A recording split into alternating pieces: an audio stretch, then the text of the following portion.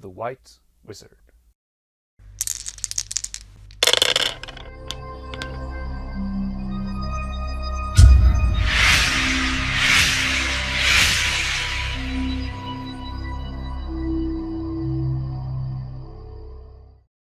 Hello and welcome to yet another video here on the YouTube channel STF Wargaming Studio. My name is Andreas Norwegian Viking. And today we have episode number 230 of the Middle-earth Grand Campaign, and we've come to the White Wizard from one of the newer supplements, War in Rohan. This scenario features 3 models. Well, yeah. But they're really not used for anything else but markers, because you play with playing cards. So the whole idea behind this scenario is it depicts the duel between Saruman and Gandalf for control of Theoden's mind. Yes. So Theoden is placed in the middle, Gandalf and Saruman on either side of a stack of 9 playing cards. Yes. And you play these cards to either get to move Theoden your way and get additional benefits. So it's probably a lot of tactics. If you are really clever and can count your opponent's cards and do that sort of thing. We're not that clever, and we didn't playtest this from before, so it's going to be really interesting. And it'll be interesting afterwards to compare it to the scenario we played last week. It will. So if you haven't watched last week's scenario, do go and check that one out, because that plays the Battle Games in Middle-earth issue 51 scenario, where it's more of a wizard's chess type of game. Instead of rock, paper, scissors with extra effects card counting game. Yeah. This is. Like, kind of looks like. But yeah, we'll see. The last card game we had was really fun. Was it Smaug? No, we had one before that, but I can't remember which one that was. It was quite recently as well. Oh, it was the Grishnak one in the forest. Yeah. That was the one. And that was really good. So this one might be really, really cool also. But we'll see. We'll explain all the rules and show you the board, the armies after this.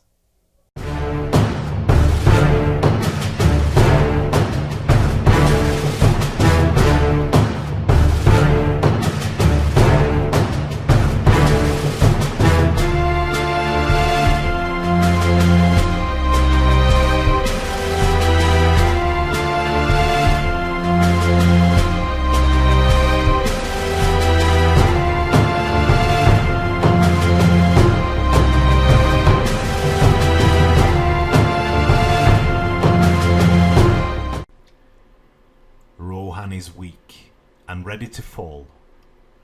Theoden's mind has been enslaved by Saruman, turning the king into but a puppet in his quest to conquer Rohan. Under the influence of Saruman and his lackey Grima Wormtongue, Theoden has banished Éomer and many of those loyal to him, as he is driven further into madness and falls deeper under control of Isengard. Yet Theoden is not lost, and there are still some that seek to relinquish his mind from Saruman's grasp. Having revealed himself as the White Wizard to Aragorn, Legolas and Gimli, Gandalf now rides with his companions to Edoras with the intent of freeing the king from Saruman's hold. Entering the Golden Hall of Meduseld under the guise of the White Wizard, Gandalf confronts Saruman and commands him to release Theoden from the spell, an act that is met with naught but disdain from Saruman. Throwing aside his grey cloak, Gandalf finally reveals himself to be the White Wizard, or Saruman as he should have been. Now the two Istari are locked in a duel of wits and magics over the mind of the King of Rohan. Should Gandalf emerge victorious, then Theoden shall be set free and Rohan restored. However, if Saruman retains power over the king, then Rohan will surely fall to the might of Isengard. And so begins the battle. Welcome yet again to Edoras and the White Wizard, a duel of wits between the two players. This scenario, of course, can be found in War in Rohan scenario booklet and uses cards instead of models and dice. So, yeah, this is first time for us playing this card game. We've played 2 or 3 other card games so far, and they're all been pretty good. Bilbo versus Smaug, and last time we played... Which one was it we played last time? I can't remember. It's been a while since we played that one. But yeah, we have Gandalf on this end, we have Saruman on this end, and in the middle we have Theoden. The objective is to get Theoden into the same card as your own wizard. Of course, Wild is playing Gandalf, I'm playing Saruman. To do this, we have several ways to do so, and we each have a suit of cards. I have the spades, and Weil has the clubs. No, diamonds. And we're playing a card that could either be offensive, defensive, or manipulation. One card will always beat out another type of card. So offensive beats out manipulation, defensive beats offensive, and manipulation defeats defensive. Yes. And the winner of the duel of wits each turn will move Theoden 1 step closer to the wizard and get the ability of the card if there is one. So it could be Theoden cannot move closer to your opponent. It could be you have to discard a card, you can draw a card from the discard pile, etc. So there's multiple ways you can go about this.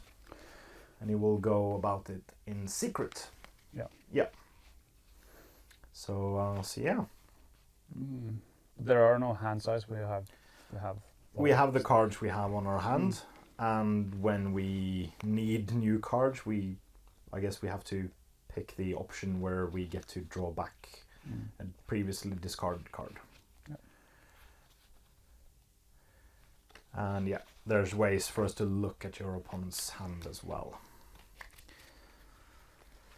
So at the so we just pick a card, any card.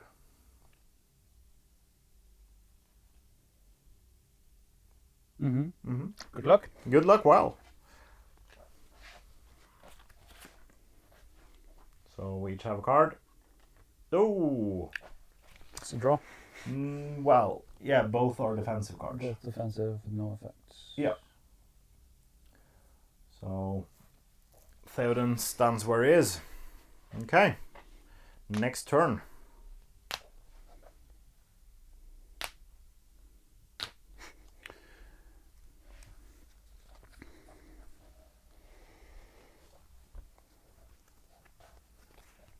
I got my card picked.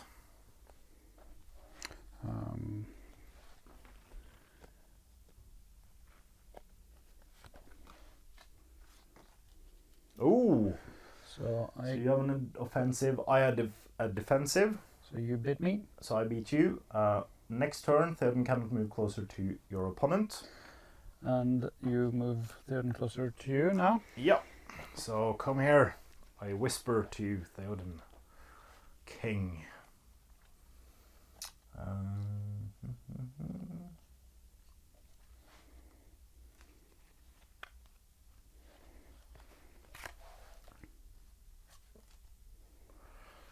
So that's manipulation versus offensive. So I beat you. You beat me, yeah. Yeah. So you must discard a card from your hand at random. Do you want to? You can just no, because you shuffle them and then take the top card. Yeah, I think so. So any card. So So my 10 goes in the discard pile. Okay. And I don't move Theoden. Because of the previous turn's ability, yeah. Mm-hmm.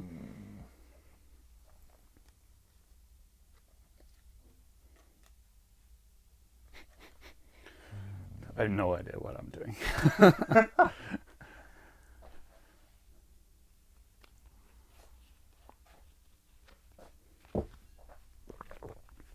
Yeah.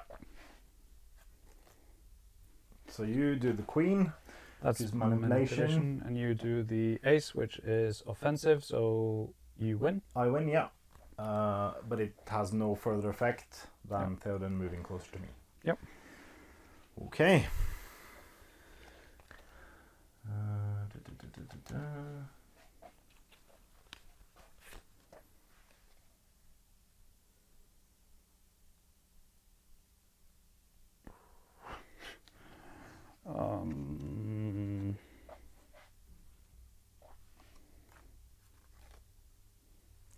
I played a defensive card. I did as well.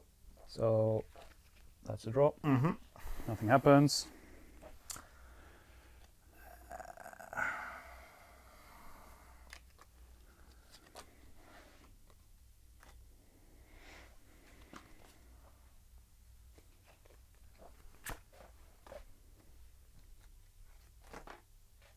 So that is offensive Versus manipulation.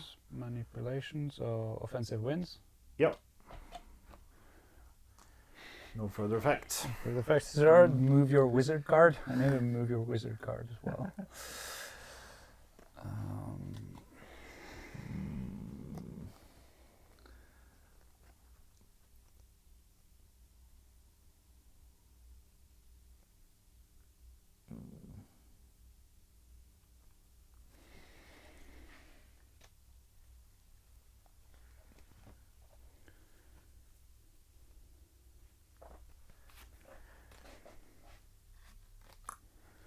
Okay, so you have a defensive, I have a manipulation. So you win. I win. Your opponent must swap one card of their choice from their hand. No, you must swap one card in their hand from one in their discard pile. So I'll take out my 3 and take my Jack back. jack back. Yeah. Okay, this is getting hard.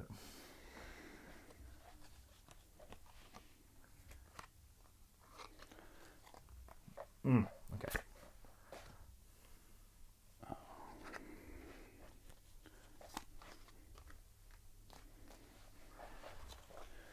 Manipulation versus manipulation. Ooh, damn it.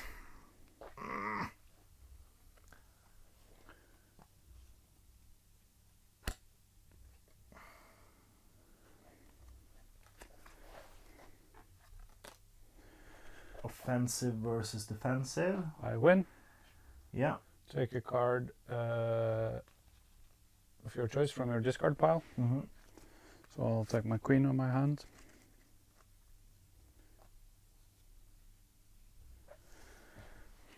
Yeah.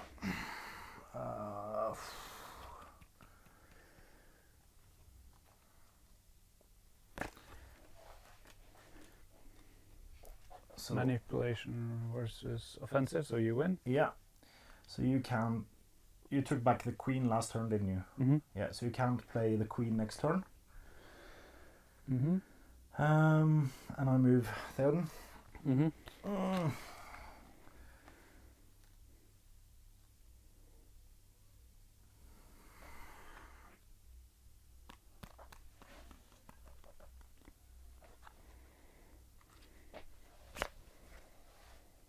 Yep.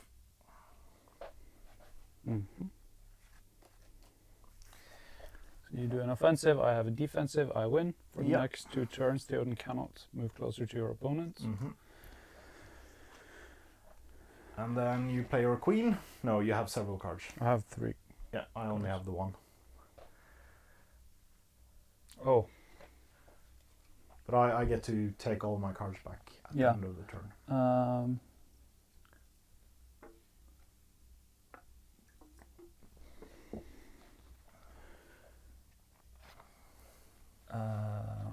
Yeah.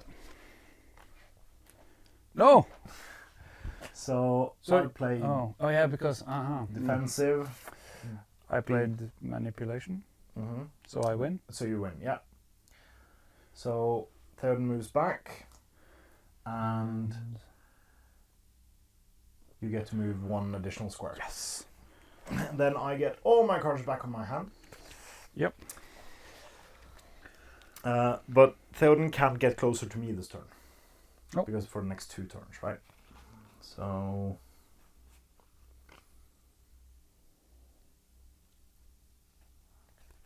Yep.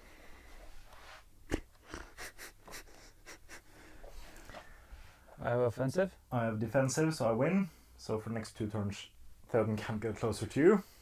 Mm-hmm. Yeah. So, yeah. Mm-hmm.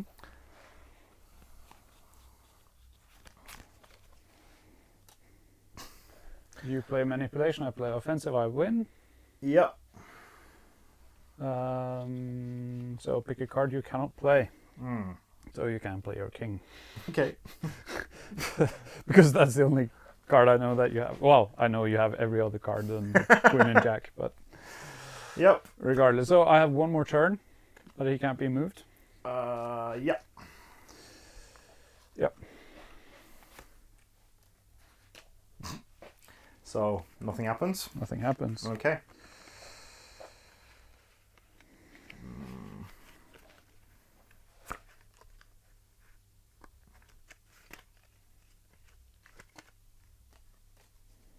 Seven offensive versus... Offensive. So nothing. Yep. Damn it.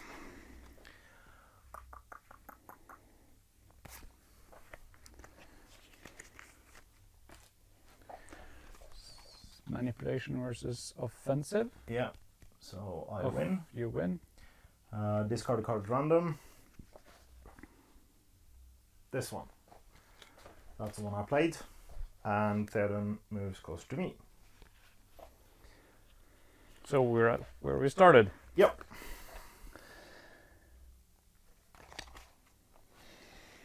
Mm-hmm. So that's defensive from me. Manipulation from me. Yeah. So I win. manipulation beats out defensive. Yeah. So it's the queen. Queen. So it goes twice. So it's next to or is on the same card? One card closer. Mm-hmm. So it's on that effect is applied when you. No. I'm thinking when do we end the game? Once Theoden is in the same card. In the same card. Okay, so 2 more for me. I need to win 2 more. Yeah.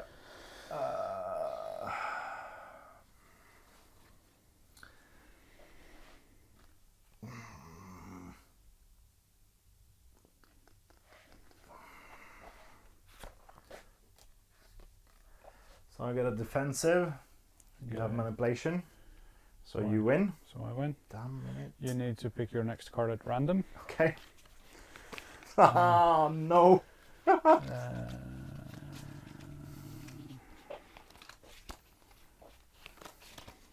Okay. Yeah. Let's see. It's a random one. So I play the jack. Yeah. It's defensive, so I need to pull this one. That's 3. That's manipulation.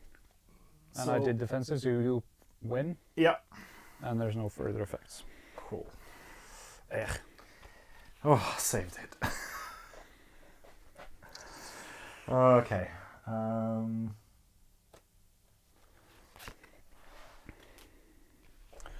For offensive versus offensive. Mm-hmm, that's offensive. Yep, very.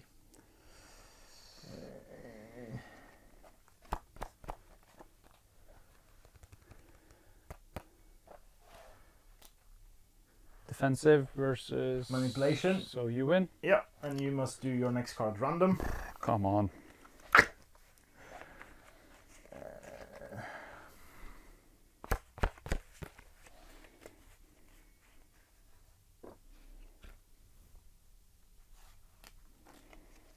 2 and 5 is defensive versus both. defensive.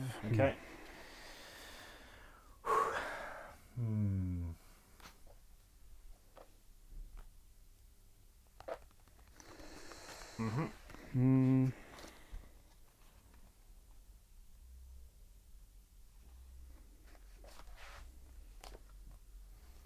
4 and 8. Offensive versus defensive. So you win. Yeah. Then cannot move closer to you. Next Yep. turn. Crap. Okay. I only got 1 card left.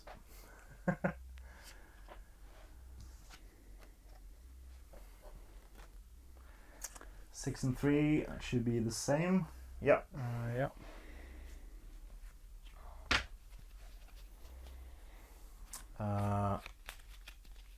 Right.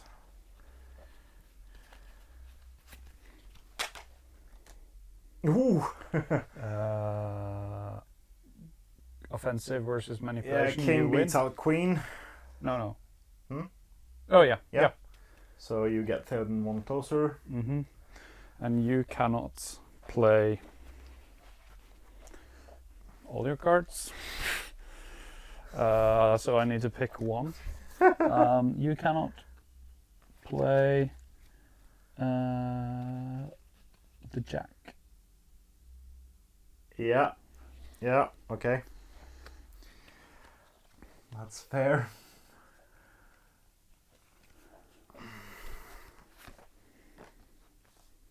Eight. Is defense. I did manipulation. Oh! And I beat. I even get him 2 more. Oh.